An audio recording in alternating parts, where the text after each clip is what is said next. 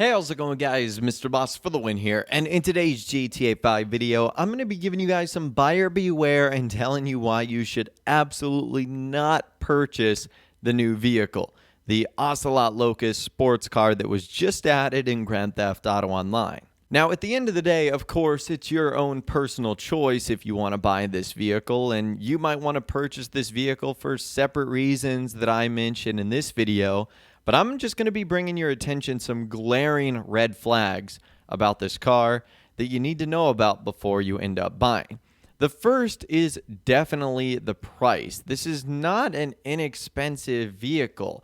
It's $1,625,000, which makes it one of the most expensive sports cars in the game. Now, it's not the most expensive sports car from this update. As you can clearly see there, the Vicer Neo is about $200,000 more expensive, but the Vicer Neo is also a whole lot better, and we'll be talking about why that vehicle in particular is better, and also why a handful of other sports cars are way less expensive but also more better too.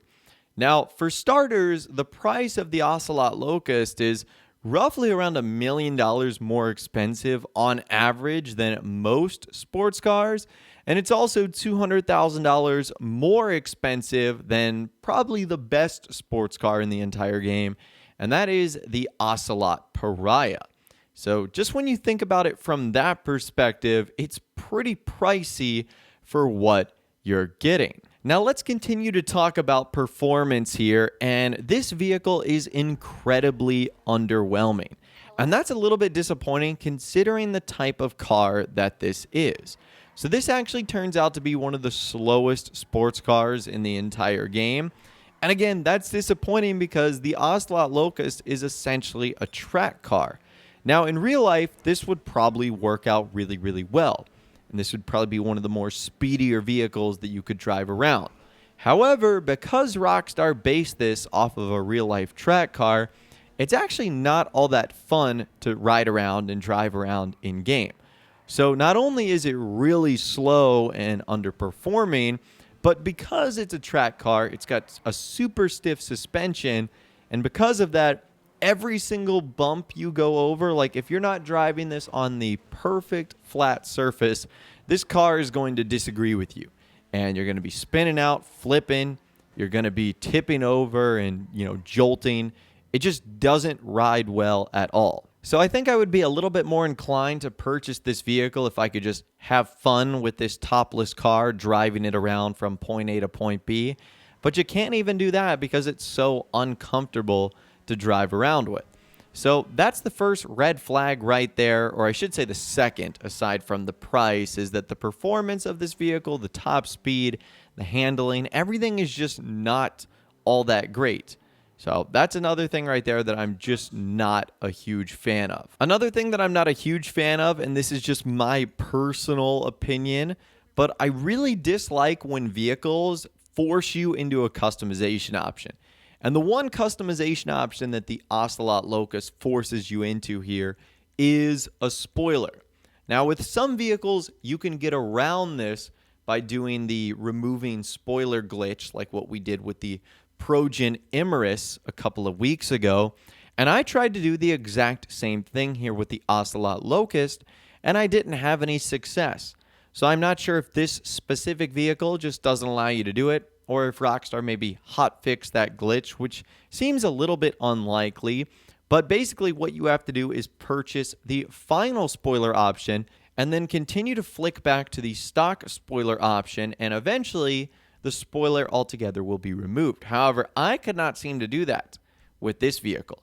So you're pretty much forced to keep the spoiler on there, which I don't necessarily love on this vehicle.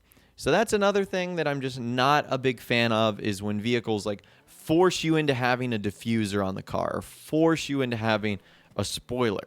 Like, why can't there just be a no spoiler option? I feel like that would be incredibly easy for Rockstar to add, but unfortunately, that is just not the case with the Ocelot Locust.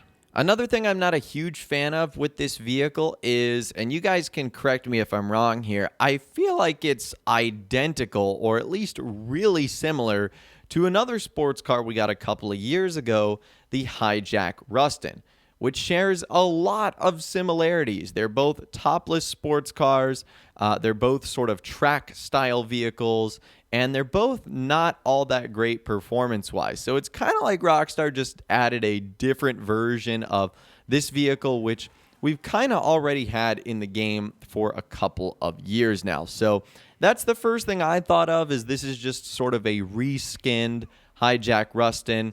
Now, don't get me wrong, there are still plenty of differences, but if you put these two cars side by side, there's going to be more similarities than differences. That's for sure. Even their interiors are completely identical, in case you guys were wondering. Now, speaking of the interior, it's not all bad. This car is actually a lot of fun to drive in first person.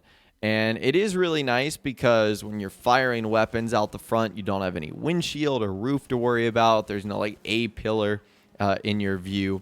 However, there is a lot of downside with this. And in this vehicle, you are incredibly exposed. If it wasn't easy enough to kill people in Grand Theft Auto Online already, well, this vehicle just basically makes you a sitting duck. Like, there's literally no protection that you have in this vehicle. And because, again, this vehicle is a track car, you're so low to the ground, basically the only thing that's showing is your head. So if you get shot in this vehicle, you're pretty much going to die no matter what. So you are going to be very exposed. So again, using this car in free roam might not necessarily be the best overall option here. Now, another reason this vehicle is sort of getting the buyer beware sticker, at least from me, and this really isn't any fault of the Ocelot Locust, more so the DLC that it was added in. This update is filled with expensive sports cars, luxury vehicles, supercars, really awesome cars like the Gauntlet Hellfire that'll be releasing soon. And because of that, I feel like this is one of the more underwhelming drip feeding vehicles that Rockstar could have released. And I feel like there's way more cars that people are excited about and will ultimately want to spend their money on. And because of that, this is basically $1.6 million to $2 million that I feel like you just shouldn't waste your money on. So it's $1.6 million to buy the vehicle. By the time you get done upgrading it and customizing it, you're going to be about $2 million in the hole. It's just not worth it. You're never going to use this vehicle in free roam because of the limitations and how unfun it is to drive. And you're never going to use it in Grand Theft Auto Online races because it just simply won't be able to keep up with the rest of the competition. So I really don't see any practical use for this vehicle. In real life, absolutely, it's a track car. A lot of people would use this on circuits and courses, but there's really nothing like that in Grand Theft Auto Online. So you don't really have a purpose for this car. And sort of getting back to the Hijack Rustin comparison that we were taking a look at earlier, the Hijack Rustin is less expensive and, in my opinion, more fun to drive. So if you're looking for a topless sports car track vehicle variant, well, just go with the Hijack Rustin, save yourself a little bit more money, and you can have a much more enjoyable experience as well. So overall, those are just my personal opinions. Now, there are some objective facts here, like the fact that you can't remove the spoiler and the price itself. None of that is going to change, and obviously the performance is going to be the same for every person. But you might like this vehicle for maybe some other reasons that I didn't mention. Maybe you're a huge fan of the real-life car manufacturer Lotus, which is what this vehicle is based off of, and you've got a nice collection of these vehicles. Maybe you're just Mr. Monopoly Man, and you're made of billions of dollars, and you don't care about how much money you ultimately end up spending. You just want every single vehicle in the game. So everyone's got their own personal opinions, but in my opinion, this vehicle gets the buyer beware sticker. Save your money. It's not worth it. We've still got like 10, 11, 12 drip feed vehicles remaining and a ton of other content that Rockstar is going to be adding. And on top of all of that, there's a good chance that in the next couple of weeks or months, this vehicle could go on sale where you could get it for 25, 30, 35, 40% off. And then when it's, around $1 million, you could say, okay, now it's worth it. So in my opinion, save your money now. Don't buy this vehicle. It's just not worth it. But anyways, I'd love to hear from you guys in the comments down below. What are your thoughts and opinions on the Ocelot Locust? Is this a vehicle that you are going to be buying, or is it a vehicle that you are going to be staying away from? Let me know your thoughts, opinions, and more in the comments down below. I'd love to hear from you guys down there. If you guys did go on to enjoy this video, though, a like rating would, of course, be awesome. And remember to subscribe if you guys are new or you want to stay up to date on all the latest GTA 5 casino news, info, videos, and more.